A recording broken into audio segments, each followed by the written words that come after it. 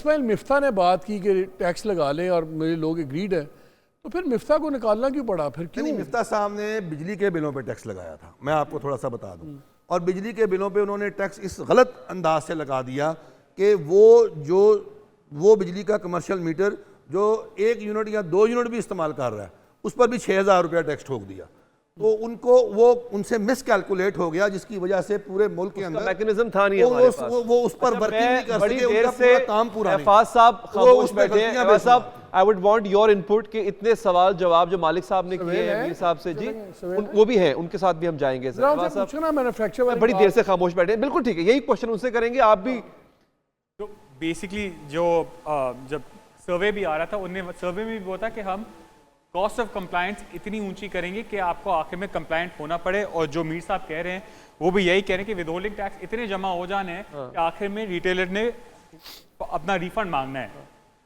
इससे आपकी फाइलिंग शायद इससे फाइलिंग बढ़ जानी चाहिए। जो क्रोनोलॉजी बताई है मीर साहब ने, ऐसा ही है इन टर्म्स ऑफ मैन्युफैक्चरर की एंड, सोर्स की एंड पे सब एक्यूमुलेट हो जाता है। हाँ, वो ट्रेजरी में जाता है कि नहीं जाता, वी डोंट नो, लेकिन सब ने अपने अपने हिस्से का दे दिया है, बड़ा हिस्सा दे दिया। सब ने अपना, अगर आप विदहोल्डिंग एजेंट्स तो है ना मैन्युफैक्चरर, ठीक है, और नॉन फाइलर के ऊपर एक्स्ट्रा 3% मेरे ख्याल से विदहोल्डिंग लगता है। सवेल, कैन यू हियर अस? जी सवेल साहब, आप सुन पा रहे हैं? जी हाँ जी बिल्कुल सर। सवेल, ये आप बताएं, मीर साहब की बात अगर सुने तो लगता है रिटेलर से ज्यादा मासूम और सही कारोबार करने वाला बंदा ही कोई नहीं है।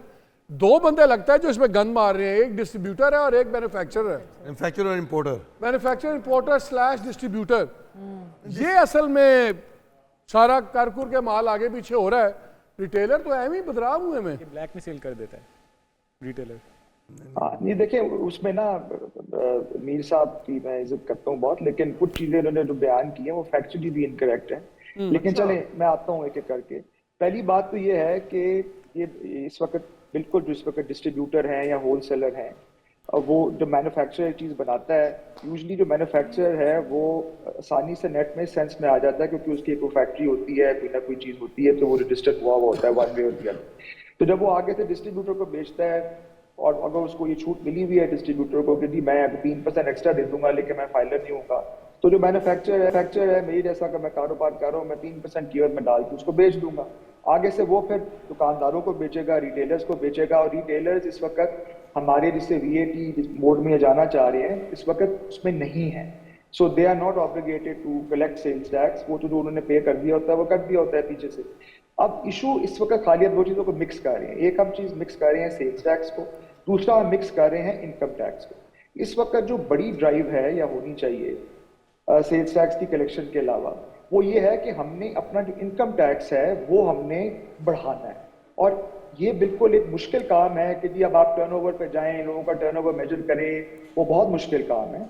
इसलिए एक आसान तरीका ये है, और उसके पास बहुत से हमारे पास मैकेनिज्म मौजूद हैं, जिसके तहत आप एक फिक्स्ड शुरू करें, एक फिक्स्ड डायरेक्ट टैक्स रिजीम के साथ दुकानदारों के लिए, जिसको बिल्कुल मुंसलिक किया जा सकता है, बिजली के बिल के साथ भी किया जा सकता है, स्क्वायर फुटेज के साथ भी किया जा सकता है, और छोटे पैमाने पे शुरू करें।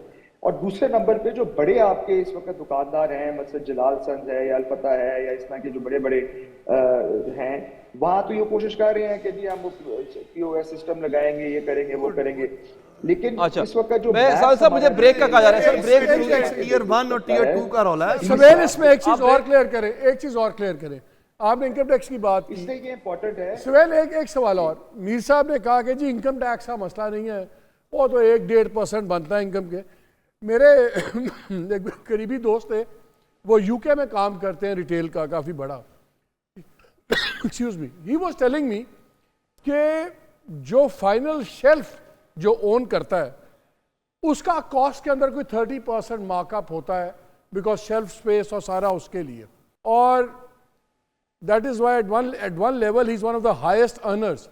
अगर मैं मीर साहब की बात सुनूं तो मुझे लगता है कि सबसे ज़्यादा कम प्रॉफिट इनका है और सबसे ज़्यादा प्रॉफिट कमा रहा है मैन्युफैक्चरर और डिस्ट्रीब्यूटर, जो मुझे समझ नहीं आ रहा। नहीं पहले आ रहा हूँ, पहले आप बताएं कि इस सारी फूड चेन में मार्जिन ऑफ प्रॉफिट यूजुअली सबसे ज्यादा किसका है, मैन्युफैक्चरर का, डिस्ट्रीब्यूटर का, अच्छा सर, रिटेलर का? सो सॉरी, इट्स माय मजबूरी, ब्रेक मुझे लेनी पड़ रही है, ब्रेक लेंगे, इसके बाद साहिल साहब से इसका आंसर लेंगे। कि what are the key policy recommendations, क्योंकि अभी इतनी लंबी डिस्कशन हो गई है, तो मुझे बताएं कि ये रेवेन्यू भी इकट्ठा करना, ये भी करना, हम भी टैक्स दे रहे हैं, आगे नहीं जा रहा, सारी स्टोरी सुन ली है, ये की पॉलिसी रिकमेंडेशंस आप क्या देंगे, क्या होना चाहिए? देखिए, आपने अपना फिजिकल डेफिसिट जो है उसको कंट्रोल करना है, उसको कंट्रोल करने के लिए आपने रेवेन्यू जमा करना है, टैक्सेशन बढ़ानी है। जो IMF कह रहा है कि आपने टैक्सेशन बढ़ानी है, आपने अब टैक्सेशन, डायरेक्ट टैक्सेशन बढ़ाएंगे वो बेहतर है, इनडायरेक्ट टैक्सेशन या रिग्रेसिव टैक्सेशन से बेहतर है कि आप डायरेक्ट टैक्सेशन करें। इनकम टैक्स बढ़ाएं बनिस्बत है कि आप रिग्रेसिव टैक्सेशन PDL के सूरत में या GST की सूरत में लगाएं, तो वो सबको एक साथ, मालिक साहब को भी, मुझको भी, मीर साहब को, सबको एक जितना लगता है, irrespective of your income levels. तो आपने इस बजट का जो मेन मेरे हिसाब से जो प्लान है इस जस्ट के रेवेन्यू जमा करें आप और अपने खर्चे उससे मैच कराएं, ताकि आप इस पोजीशन में आ जाएं कि आप और सर्विसेज और अपने डेट्स पे बैक कर सकें। And IMF is happy to then roll over your debts, क्योंकि इस वक्त आप उस जगह पे खड़े हुए हैं कि अगर आप IMF में अगर ऊपर नीचे हो जाते हैं तो आपका डेट रोल करना बहुत बड़ा मसला हो जाएगा। तो इस वक्त जो इनकी रिकमेंडेशन है कि आप रेवेन्यू बढ़ाएं, जो मुल्क के लिए भी अच्छा है, that's the main thing. Mir साहब एक बात बताएं, इस वक्त आपका highest income tax slab retail में क्या है? 1.5% होगा मैक्सिमम। तो ये जो हम सुन रहे हैं, 0.2% ये जो हम सुन रहे हैं कि शायद 2-2.5% जो होता है, हाँ जी, तो कितना पैसा इकट्ठा होगा? 3,000 अरब रुपया जो अगर विदहोल्ड कर लिया गया ना जी इनका, तो मेरा ख्याल है कि 2.5 से 3,000 अरब रुपया इकट्ठा हो जाएगा अगर मैन्युफैक्चरर्स ने अपनी सेल सही दिखा दी तो। मुझे एक चीज़ बताएं, मुझे मैं एक चीज़ जो मुझे अब टैक्स का कोई बंदा होता है उनसे पूछता कि इनकम टैक्स तो है इनकम के ऊपर, अगर आपकी एक एक्स इनकम है और वो इनकम मेरी है तनख्वाह से, तो मेरे पे 35% लग रहा है, आप पे 1.5%। नहीं, हम पर भी 35% लगता है, लेकिन होता यूँ है कि ये एक मिनिमम टर्नओवर टैक्स है कि इतना आपने देना ही देना है। फिर हम आगे से हैं बड़े होशियार, मैं बता देता हूँ ना हम क्या करते हैं, हम भी होशियार आदमी है ना बड़े। हम क्या करते हैं, हम अपने खातों को ऐसे मैनेज करते हैं, प्रॉफिट एंड लॉस स्टेटमेंट जो है वो इस तरह की बनाते हैं कि वो जो मिनिमम टर्नओवर टैक्स है हमने उससे ऊपर नहीं जाना, हम उसमें खर्चे डाल देते हैं सारे जहान के और अपने GP को कम कर देते हैं, तो हम उसको सेटल कर लेते हैं। तो फिर आखिर में FBR को मिलता वही मिनिमम टर्नओवर टैक्स है, उसको वो प्रॉफिट एंड लॉस की बुनियाद पर अगर उसका टैक्स स्लैब जो है वो उस पर अप्लाई नहीं होता। तो आप कह रहे हैं मसला रिटेलर नहीं है, मसला रिटेलर नहीं है, मसला FBR। जो एग्जैक्टली मैं सिर्फ जस्ट सेंटेंस को जो आप सवाल पूछ रहे हैं ना उसका एक शॉर्टली जवाब ये भी है, ये मसला इसलिए भी है क्योंकि इकोनॉमी का एक बहुत बड़ा पोर्शन डॉक्यूमेंटेड नहीं है। तो जब वो हर तरह की इकोनॉमी डॉक्यूमेंट हो जाएगी पाकिस्तान में, जो ब्लैक भी है, तब हम ये समझने में आसानी हो जाएगी कि कौन कितना टैक्स छुपा रहा है और दे रहा है। तो बात इनकी दुरुस्त है, लेकिन डॉक्यूमेंट है। इकोनॉमी डॉक्यूमेंट होगी कैसे? पहला डॉक्यूमेंट जो ओरिजिनेट होना है, जहाँ से इकोनॉमी की डॉक्यूमेंटेशन शुरू होनी है, वो मैन्युफैक्चरर और इंपोर्टर से होना है। अगर वही डॉक्यूमेंट आपका गलत बन गया तो इकोनॉमी की सारी जो है ना। एक और इंटरेस्टिंग फिगर देख रहा था उस दिन, मैं कुछ चीज़ें पढ़ रहा था। अच्छा सर, ये बहस आप ऑफ द रिकॉर्ड कर सकते हैं, मुझे वाइंड अप करना है क्योंकि टाइम ओवर हो गया। ये आप गुफ्तगू आपस में कर सकते हैं। इनका एक सवाल था, अगर हमारी ट्रांसमिशन से अब तक के लिए इतना ही, मुझे दीजिए इजाजत, अल्लाह ने के बाद।